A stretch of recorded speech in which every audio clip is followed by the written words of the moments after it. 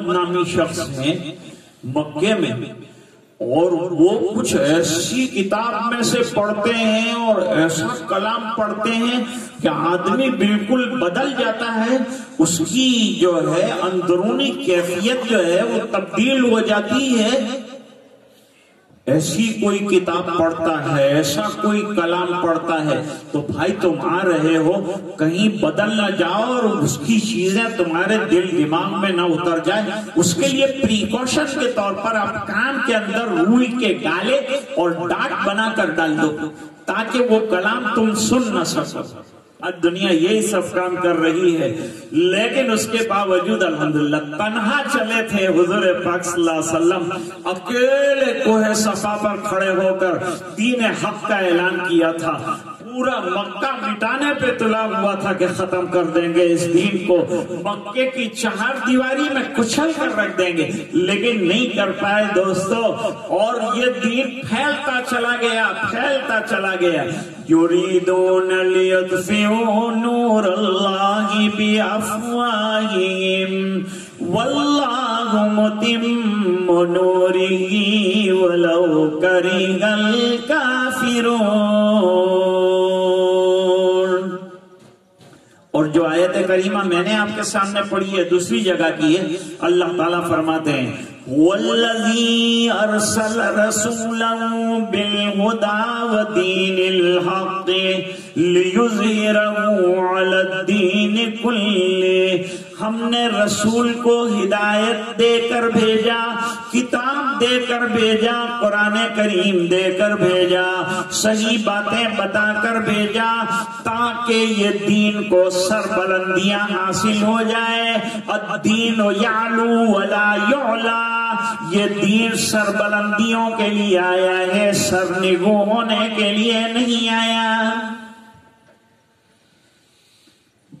طفیل ابن عمرو دوسی نے کان کے اندر روئیاں ڈالی، نہیں سنوں گا، ڈرتا ہے نا آدمی، پہلی مرتبہ جب ہوتا ہے تو ڈرتا ہے۔ پہلی مرتبہ میں کوکن آیا تو بہت ڈر گیا، اتنا بڑا مجمع، اتنے بڑے بڑے علماء، میں کیا بولوں گا، اور ماشاءاللہ یہاں سب عملی لوگ نظر آتے تو کیا عمل کی تلقین بھی کروں ان کو، یہ بھی ڈر لگ رہا تھا۔ لیکن جیسے جیسے آپ سے قریب ہوتا گیا، آپ کی محبتوں کو دیکھا تو کچھ دل کھلا، کچھ باتیں کہنے کا اور آپ کے ساتھ گفتگو کرنے کا جی چاہا۔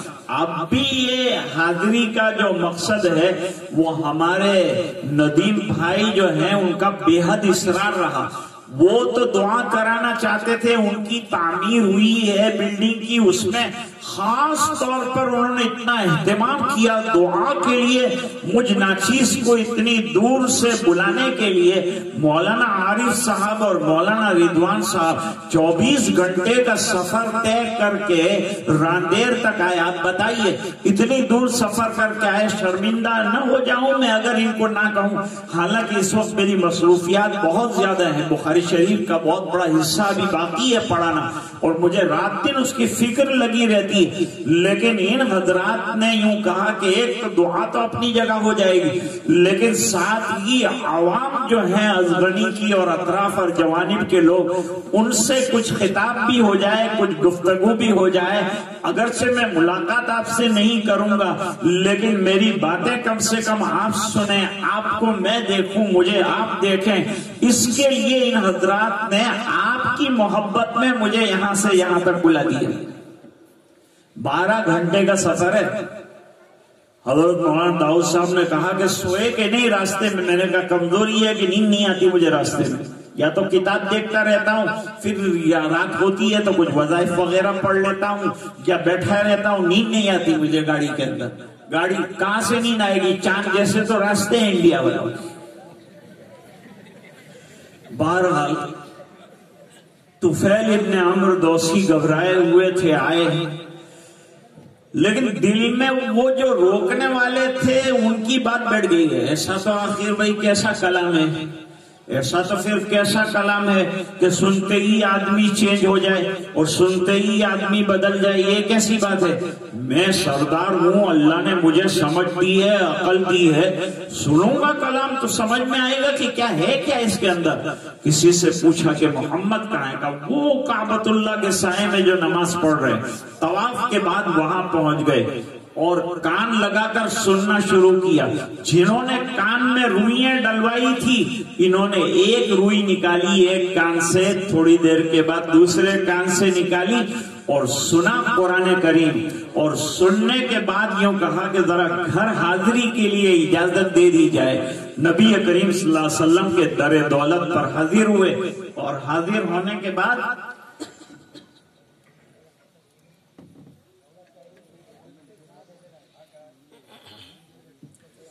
حضور پاک صلی اللہ علیہ وسلم سے کہا کچھ قرآن کریم سنائیے.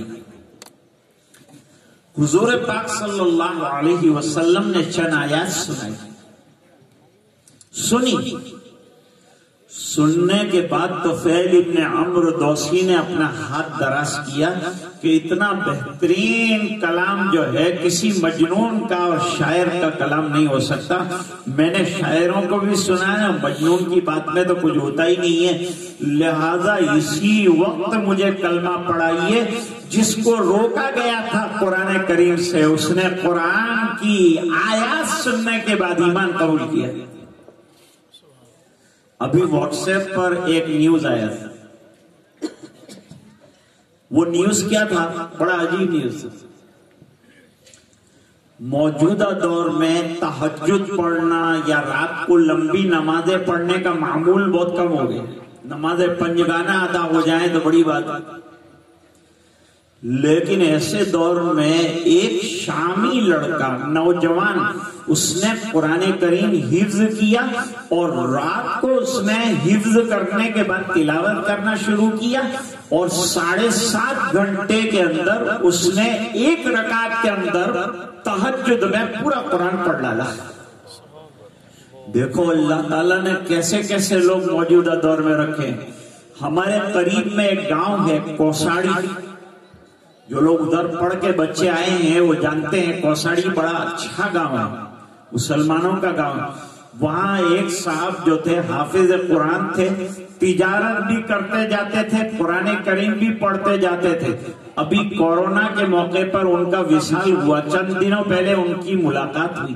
میں نے پوچھا ہر وقت آپ قرآن پڑھتے ہیں تو کتنا پڑھتے ہیں؟ فرمایا 24 گھنٹے میں ایک قرآن کریم تلاوت کرتا ہوں. میں نے کہا اب تک کتنے قرآن کریم تلاوت کیے؟ انہوں نے کہا 5340 قرآن پڑھ چکا. دیکھو کیسے امت میں لوگ ہیں. ایک جگہ تقریر ہو رہی تھی تو وہاں سیاسی لوگ کہہ رہے تھے کہ علماء کو چاہیے کہ ایسے سنگین حالات میں رات کو اٹھ کر 2 رکعت پڑھیں اور روئیں اللہ کے سامنے. تو میں نے تقریر میں جواباً کہا کہ الحمدللہ علماء اٹھتے بھی ہیں اور روتے بھی ہیں, لیکن جو سوتے ہیں فجر کی نماز میں ان کو اٹھا 5 وقت کی نماز نہیں پڑھتے اللہ کے بندے.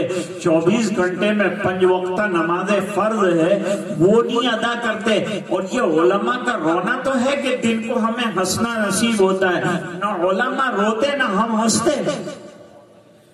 کون کون اللہ کے ولی ایسے ہیں اور اللہ کے نیک بندے ایسے ہیں کہ راتوں کو جبین نیاز جھکاتے ہوں گے, ہمارے لیے مانگتے ہوں گے, امت کے لیے مانگتے ہوں گے.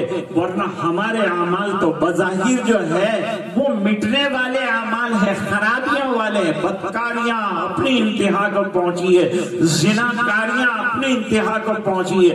نوجوان حد سے زیادہ بگڑا ہے, کھیلوں کی طرف مائل ہو گیا ہے, کالج کی طرف مائل ہو گیا ہے, دنیا کی خواہشات کے پیچھے پڑا ہے. ارے چھوٹا سا شرٹ پہنتا ہے, کمر بھی نظر آتی ہے, اور پینٹ اتنی لمبی نیچے تک کی پہنتا ہے, ٹخنوں سے نیچے اس کی پینٹ ہوتی ہے, اور وہ پینٹ کے اندر جیب معلوم نہیں, ایسی ایسی جگہ جیب ہوتا ہے کہ اس کا تصور بھی نہیں ہوتا.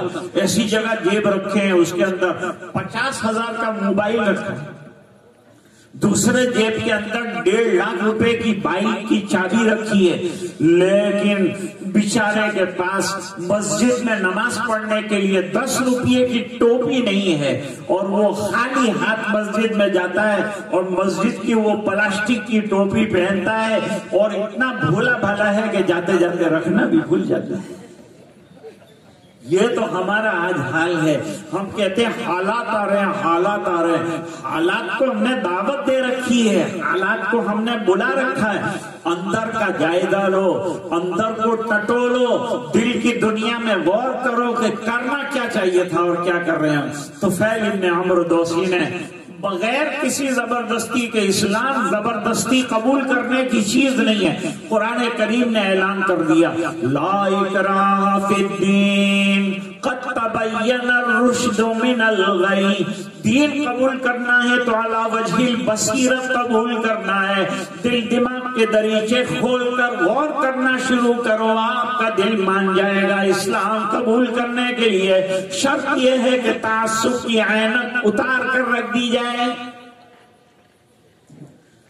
اتنا روکا تھا سرداروں نے، مت سننا قرآن. وہی قرآن سنا اور وہی قرآن کریم دل میں اترا. اور طفیل ابن عمرو دوسی، ابھی خالی تک طفیل ابن عمرو دوسی تھے، اب پیچھے رضی اللہ تعالی عنہ لگ گیا. پہلے حسرت تھے، اب حضرت بن گئے. اور یوں کہا جا کر حضور دین کا کام کروں، تبلیغ کا کام کروں. بات سمجھ میں آ گئی ہے، قرآن کریم سمجھ میں آ گیا ہے. اجازت دی لمیٹڈ. حضور پاک صلی اللہ علیہ وسلم نے قوم میں جا کے کام کیا. طفیل ابن عمرو دوسی نے ناکام رہے. تھوڑے لوگوں نے دین قبول کیا ہوگا کہ حضور پاک صلی اللہ علیہ وسلم نے ہجرت فرمائی اور مدینہ منورہ تشریف لائے. جب حضرت طفیل ابن عمرو دوسی رضی اللہ تعالیٰ عنہ کو پتا چلا کہ آقا نامدار جناب رسول اللہ صلی اللہ علیہ وسلم تشریف لائے ہیں، مدینہ منورہ آ گئے ہیں، مدینے میں رونق افروز ہیں، تو چلے اپنے علاقے قبیلے دوس سے اور حضور پاک صلی اللہ علیہ وسلم کی خدمت میں حاضر ہو کر رپورٹ دیا. اور یوں کہا کہ میں نے بہت سمجھایا لیکن قوم والے مانتے نہیں. اب قوم کی تباہی کی بد دعا کر دی. یہاں سرکار کے اخلاق کا اندازہ ہوتا ہے. سردار کہہ رہا ہے کہ میری قوم کے ہلاک ہو جانے کی بد دعا کر دیجئے. قرآن جیسی عالمی پیمانے کی سچی کتاب سے سمجھ میں نہیں آ رہی ہے، میں دعوت دے کے تھک گیا ہوں. حضور پاک صلی اللہ علیہ وسلم نے ہاتھ اٹھا لیے. اخلاق کیا ہے سرکار کے؟ دنیا کو معلوم ہونا چاہیے. غلط پروپیگنڈا ہو رہا ہے، سرکار کے اخلاق معلوم نہیں ہے لوگوں کو. اتنا سخت پیغام لے کر آنے والے کے لیے کیا دعا ہو رہی ہے؟ آقا نامدار کی اخلاق کی ایک مثال دے رہا ہوں آپ کو. حضور پاک صلی اللہ علیہ وسلم نے ہاتھ اٹھایا اور ہاتھ اٹھا کر دعا فرمائی اللہم اہد دوسا واتبہم الی العالمین. قبیلہ دوس والوں کو ہدایت عطا فرما. ہدایتوں کا دینا اللہ کے ہاتھ میں، لیکن جو ہدایتوں کا طالب بنتا ہے اللہ تعالیٰ ہدایتوں کے جام اس کو عطا فرماتے ہیں. کہا آپ جاؤ اور جا کر دعوت دو. آئے تھے بد دعا کرانے. سرکار کے اخلاق کریمانہ اور اخلاق عظیمہ دیکھیے. وَإِنَّكَ لَعَلَىٰ خُلُقٍ عَظِيمٍ. اور آپ کو اخلاق کے نہایت اعلیٰ پیمانے پر بنایا ہے. اللہ نے عظیم اخلاق والا بنایا ہے، خلق عظیم عطا فرمایا ہے. گئے اور جا کر کے قبیلے میں دعوت دینا شروع کی حضور کی دعا کے بعد. اور 90 سے زیادہ کا قافلہ لے کر حضور کے دربار میں آئے ہیں اور آ کر حضور پاک صلی اللہ علیہ وسلم کے ہاتھ پر ان کو ایمان قبول کروایا ہے. کہاں تو محنت ہو رہی تھی قرآن نہ سننے کی اور مٹا دیے جانے کی اور کسی جگہ نہ پہنچنے کی، لیکن اللہ کا کرم دیکھیے. الحمدللہ آج تک قرآن کریم چل رہا ہے اور پڑھا جا رہا ہے اور تلاوت کیا جا رہا ہے. دوستو اس بگڑتے ہوئے زمانے میں دین پر آ جاؤ، اپنے آپ کو دیندار بناؤ، اپنے آپ کو اہل علم سے وابستہ رکھو، علماء سے دعائیں لو، ان سے فائدہ اٹھاؤ، کسب فیض کرو، مسجدوں کو آباد کرنے کی کوشش کرو، مدارس میں بھی توجہ دو اور ان کو بھی آباد رکھو، اسکولوں کو بھی آباد رکھو. ہم نہ نہیں کہتے، وہ بھی پڑھاؤ یہ بھی پڑھاؤ.